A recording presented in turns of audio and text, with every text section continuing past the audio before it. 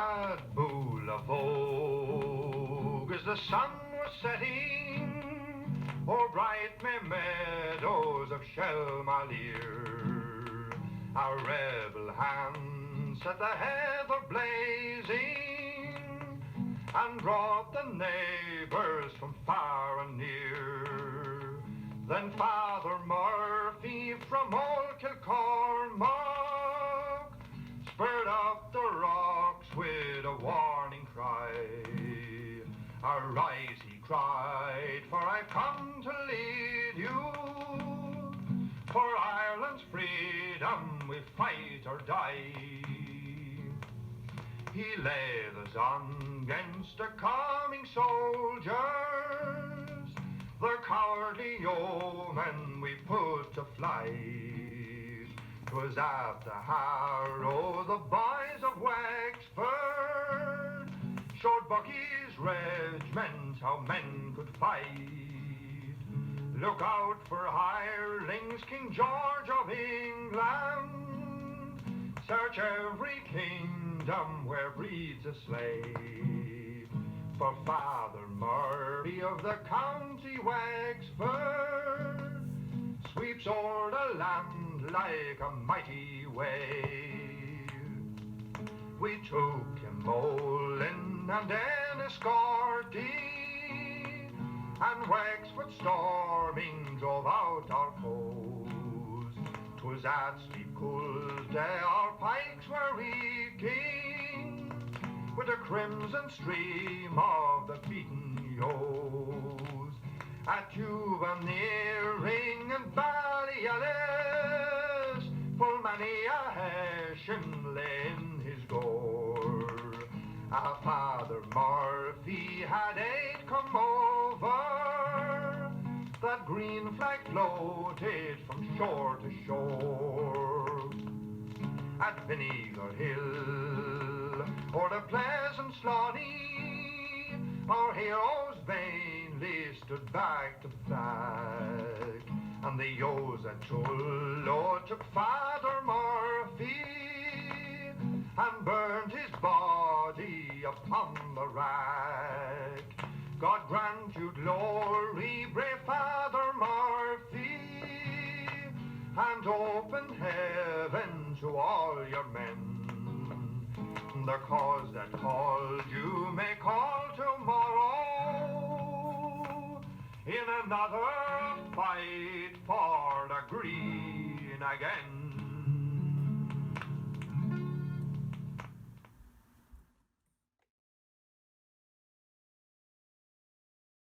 You're 7 years old and you're at Wrigley Field.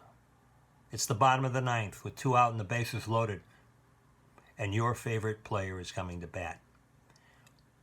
You have been able to telepathically connect with this player for a number of years now. You will him to get hits in certain games at certain moments. Sometimes he listens, sometimes he doesn't, but you will it. Your will leaves the left field bleachers, crosses the green grass of left field, enters the base path, more green, and then the batter's box, where you will. You will.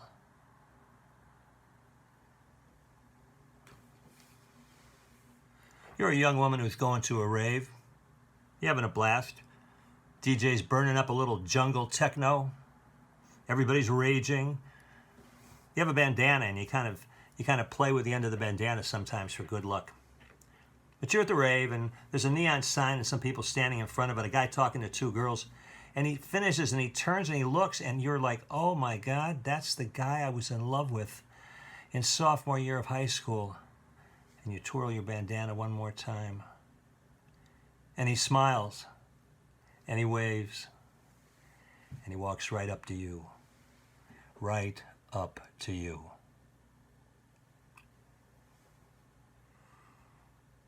My cousin died about a month ago. He was 80 years old, a priest, good guy. Everybody liked him, had that great, dry Irish sense of humor. He had a lot of visitors in the end. But he told a close family that what he wanted was that if possible, he could die on the day of his own father's death. And if that could happen, then he would be able to meet his Father at the gates of heaven.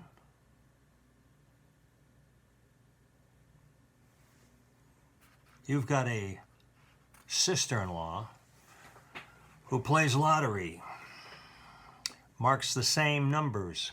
This has been going on for 17 years, since her mother died. It's the birth date of her mother.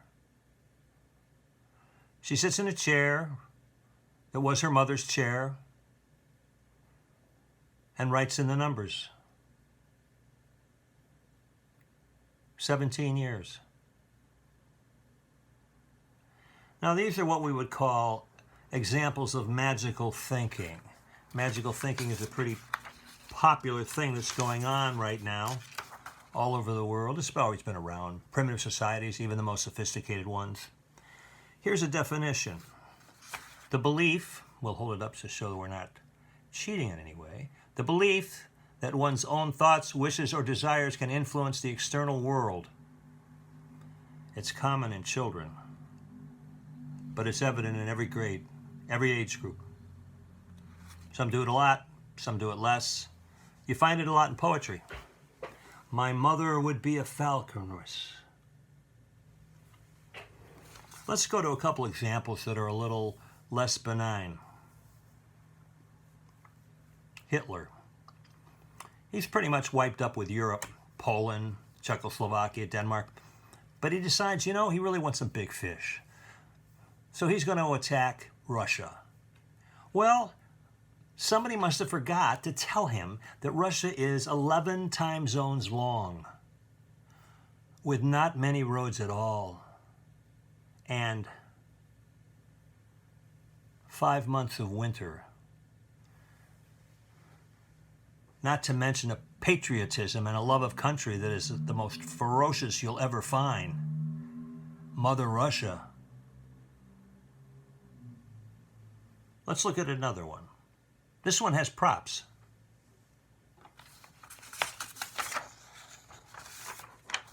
There was a woman in France named Jeanne Calment. She lived in Arles, the famous city where Van Gogh did his painting. And she worked in the office. Her father had this sort of office store sort of set up where he sold art supplies, and she kind of worked there now and then. Jeanne Calment lived to 122 years and 164 days. That's the longest documented record anybody has on anybody. The closest one is like 7 years younger. How did this happen? She had 4 rules. You might want to take out notes, or if you can remember 4 things. I have trouble remembering 2.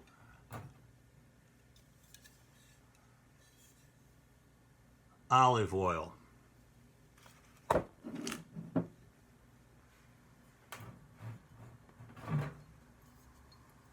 Port wine.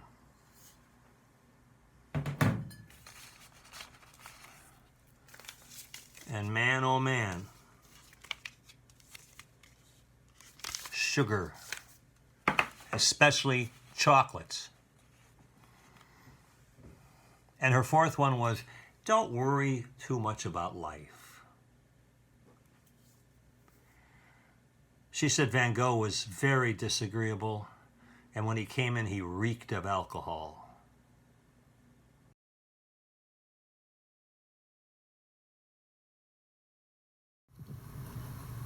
Lincoln sleeps with the archangels. Lincoln swims with the porpoises. Lincoln unfolds the stars and stripes. This time there'll be no excuses. Lincoln sleeps with the archangels. Lincoln sups from the loving cup. Lincoln sighs when he hears taps. I'm leaving now, Mother. Don't wait up. Lincoln sleeps with the archangels. Raphael, Gabriel, Michael. Gabriel will not awake. Tomorrow on the battlefield. Lincoln sleeps with the archangels. I'm proud to be my country's son. I will transgress for democracy. I will, mark me, get it done. Lincoln walks Antietam alone. The weight of the smallest flower. We'll never know all their names. 23,013 hours. Lincoln flies to the Caymans. Lincoln asks Miss Dickinson to dance. Lincoln signs his book, My Lincoln. Lincoln, there ever's the chance. Lincoln plants a cherry tree. Lincoln drinks with E.A. Poe. Lincoln taps with Fred and Ginger. Lincoln fucks Marilyn Monroe. Lincoln tells his morning lie. Lincoln visits his Aunt Ruth. Lincoln has nightmares of Bloody Lane. Lincoln, Lincoln, Lincoln, and Booth. Lincoln joins the Mickey Mouse Club. Lincoln eats shepherd's pie. Lincoln rolls out his prayer rug. Lincoln chats with voices inside. Lincoln denies he's a black hole. Lincoln poo-poos the world's end. Lincoln brands Lee a stone-cold loser. Lincoln has many, many, many friends. Lincoln invents the slinky. America's mesmerized. Lincoln tours with the Grateful Dead. America is euthanized. Lincoln returns from the Caymans. Lincoln collects Faulkner's mail. Lincoln pole dances at the fifth wall. Lincoln descends bodily into hell. Lincoln is not a Teflon icon. Just lean and tough for rough roads. And more than just a thrust of chin. Who never carried a heavy load. Could Lincoln have ever imagined how all the gaps would widen? King Cotton, King Oil, King Timber. And everywhere, water. Lincoln stares in the evening mirror. We stare at screens and can't resist. 1,000 hits on Facebook. To prove we really exist. Lincoln fiddles with the devil. Lincoln cards with the sharks. Lincoln folds the stars and stripes. Light the lamp, mother. It's coming dark.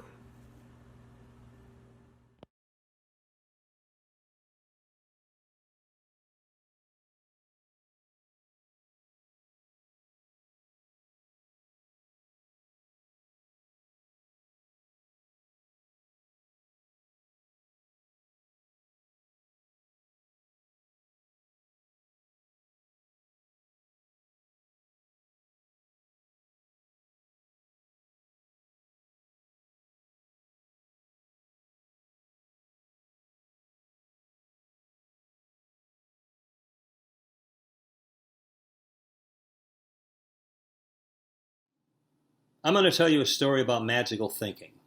In 1976, I was 25 years old and living in a commune 40 miles outside of Paris.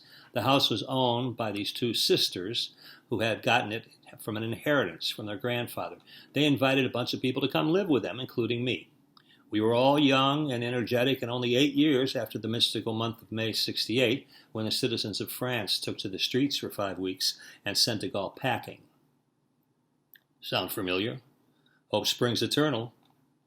We tried to fan the embers of '68. We went to political meetings in nearby towns, manifestations at Place Nation, long nights discussing politics in the kitchen, sipping that inky black coffee, and smoking those filterless nails. We played music, Trion, Atahualpa Yupanqui, Paco Ibanez, The Stones, Joan Baez, discussed books, Calvino and Vonnegut. A screaming comes across the sky. Camus, The Plague. Our morning reading was Libération, the daily left-wing paper. I was reading The Phenomenology of Perception by Maurice Merleau-Ponty. It was a confusing but evocative examination of how the senses apprehend the world. Slow read, but there was an alluring line almost every page. Our body is not in space, like things. It inhabits or haunts space. When August rolled around, there was no time for revolution because everyone was at the beach. I didn't go. I had gotten a job at UNESCO. When I got there was no job. Your name is not on the manifest, monsieur. Then that blank shrug, right out of Kafka. That was a depressing train ride home. My first thoughts was to go hang with the gang in Bordeaux, but I didn't have a ton of money. Then I thought, well, why not spend these 5 weeks doing something interesting, as Michel used to say. Who knows, maybe inside the silence I'll discover a path to adulthood. I'll do it. First thing I need is a list. I made one. Do yoga every morning for 1 hour. Expand the diversity of the garden. Pull the weeds. You'll always have a friend in weeds. Buy simple foods, easy to make. Clean out and repair the shed. That was fucking brutal. 4 days at 100 degrees. Paint one room. I didn't do it. Take long walks. Listen to Blood on the Tracks once a day at dinner, like a vitamin. Around week 4, things got a little sketchy. I started reorganizing the spice rack every night. The only people I talked to were in the morning market. I could imagine being cooped up in that house for months, let alone years. I just think I thought too much. But I did have 2 archangels nearby. Maurice Merleau-Ponty, of course, maybe he could guide me. Offer me something certain, if I could just get inside his head and not have to reread every fucking sentence 12 times. I vowed to concentrate. I willed myself to understand. In the first 6 months, I had read 30 pages, but now every day, 4 to 6, 3 cups of coffee, took copious notes, jotted down mysterious sentences. I'll tell you, it rooted me. I was not going to plant my flag on water. Another person was of great help to me, and that was Claude Marcel. Every evening after dinner, I'd get on the moped and go visit him. His gravesite was 2 hills away, a simple stone marker on the side of the road. Claude Marcel, assassiné par les Allemands, le 14 d'avril 1944. The French do this. Put a gravestone where a soldier fell. You see them all over the countryside. I would never talk to Marcel. I simply sit down next to him, light a cigarette, quietly smoke, like we were old friends, friends who didn't need to talk. There was not a sound on that road. Now and then I recite a sentence from the book out loud for him. I had memorized one. And let's find it here. Waste not, want not. We should be sensitive to the thread of silence from which the tissue of speech is woven.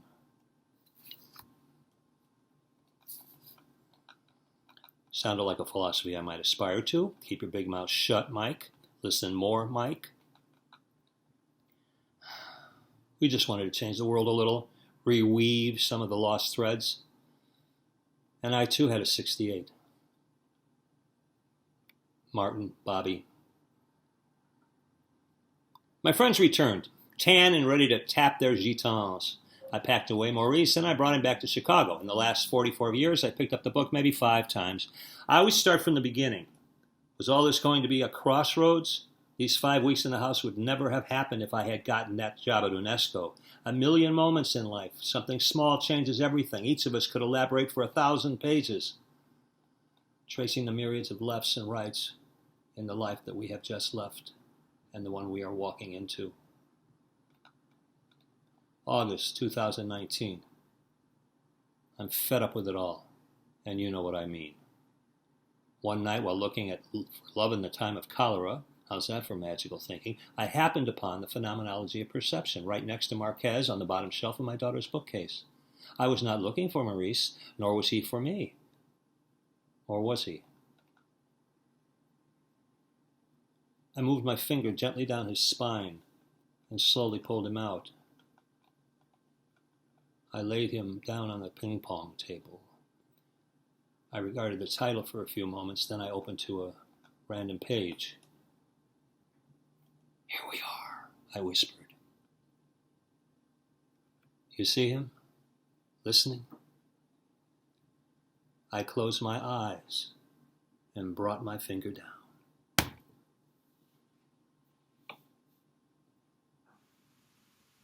The perception of other people and the intersubjective world is problematic only for adults. The child lives in a world which he unhesitatingly believes accessible to all around. He has no awareness of himself or of others as private subjects, nor does he suspect that all of us, and himself included, are limited to one certain point of view of the world. That is why the child subjects neither his thoughts, in which he believes, as they present themselves, to any sort of criticism. The child has no knowledge of points of view.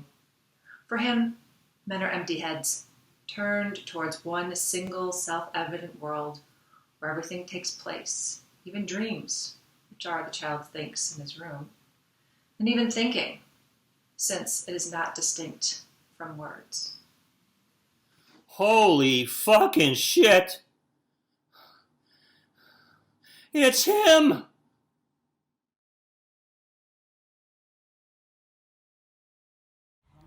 Lincoln invites a woman with radiation poisoning to visit the White House. She glows in the dark, I swear. Lincoln and Mother Teresa rob a liquor store and then gallop west in her 65 Mustang. Lincoln swims the English Channel to publicize his new line of straw hats. Lincoln pans our American cousin, not enough gratuitous violence. Lincoln juggles 5 honeydew melons while singing Wild Thing. Lincoln looks away, looks away, looks away down south in Dixie. Lincoln tells reporters his exit wound is just above the antebellum. Lincoln jumped by the Marx Brothers. Carl questioned. Lincoln's DNA found in a public urinal in Cleveland. Lincoln cartwheels into an international harvester. Lincoln, attention span, dropped to 8 seconds. Lincoln opens Just Shoot Me Comedy Club. Lincoln cracks his nuts and whistles Dixie. Lincoln doesn't know the gentleman at all. Lincoln straddles the middle of Fifth Avenue. Lincoln agrees to edit Skinhead Manifesto. Lincoln eschews our delicate sensibilities. Lincoln declares Auschwitz fake Jews. Lincoln tries some monkey business. Lincoln strides into his 4th term. Lincoln fracks the Grand Canyon. Lincoln grabs some snatch. Lincoln turds the Kurds. Lincoln plays golf. Lincoln poops. Lincoln scoops up the guts of a dead Confederate soldier, places them in a shoebox, carries it back to Washington, puts it under his bed, and sleeps with it there for the rest of the war.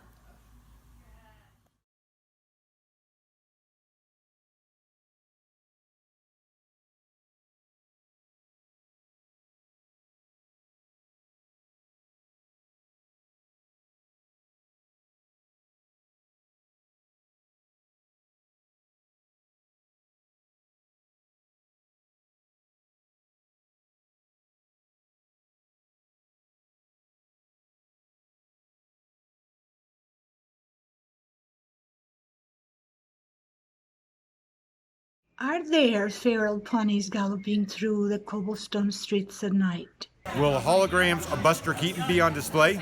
If the world begins again, will we get our deposit back?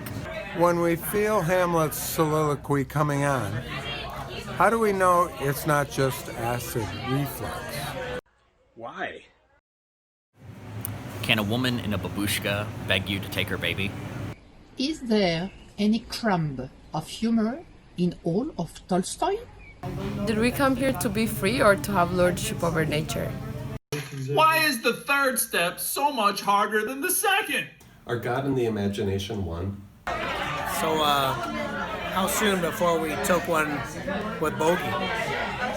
Is it true that no matter where you're going, there you are? Why do all those faraway places have such strange sounding names? If I see a shiny penny on the street in front of Ford's Theater, should I leave it there? Why? Isn't it treading in dangerous territory to practice without evidence-based principles? How can we ever think about the not me without crying aloud? Am I a ship crossing someone else's night? Why? I'll have a COVID-19 on the rocks with a splash of hubris. Are the saddlebags packed, Robert? Are we waiting for others? Or are we the last of the first people?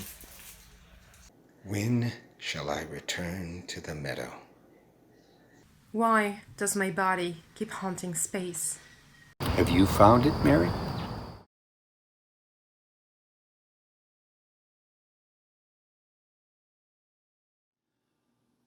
What did you think of that last poem? There are certain moments in writing where you don't write something as much as you trapeze it. If some of you fell to your death, I'm sorry. Can I confidently say that magical thinking will survive and prosper? That it will fully participate in our nation's rich and complex future? That it will continue among shamans and storytellers, lawyers, shareholders, poets, maybe even an occasional fallen astrophysicist? Will it remain with us, dancing with the various viruses? We will hide our faces behind masks now, and this will hollow out our souls. The white grief, as it will be called, will run painful and deep. For what's more amazing in variety, dazzling in wonder, and lost in hope than the human face? To be deprived of seeing faces will darken and diminish our humanity. As for the obvious difficulties in reconciling the broader dialectic of magic versus logic, there is no need to pine because the roof has already caved in. Let's cut to the quick. The unfinished nature of phenomenology and the incoherent style in which it proceeds must be accepted. Merleau-Ponty once wrote, "This acceptance is not a failure, it is an inevitability."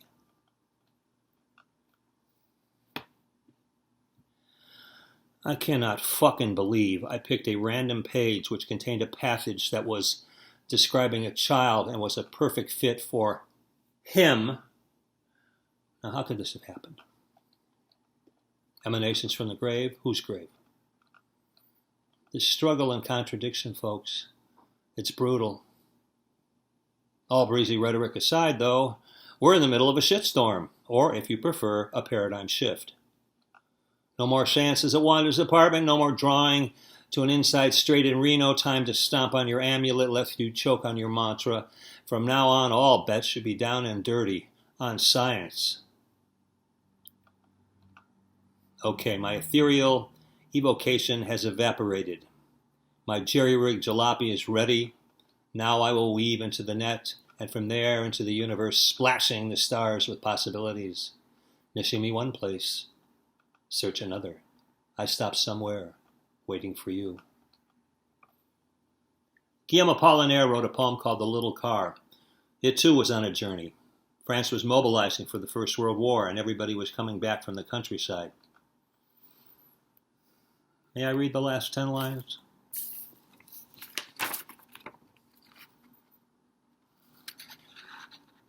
And when, having passed through Fontainebleau, during the afternoon, we got to Paris, at the moment at which the mobilization posters were going up, we understood, my comrade and I, that the little car had brought us to a new age, and that although we were both already fully grown men, we had nevertheless just been born.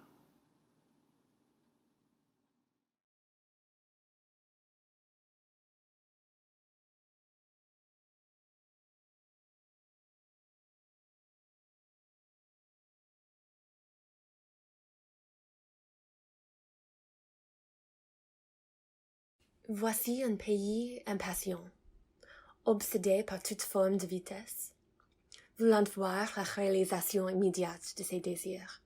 Un pays infecté par des milliards de choix, et malade de l'expansion des possibles. On se rit de la science. Ceux qui n'ont pas de colonne vertébrale, ceux-là seront jugés plus tard. Ceux appartenant à cette ère d'incrédulité affligeante. C'était juste ici, parmi ces pierres,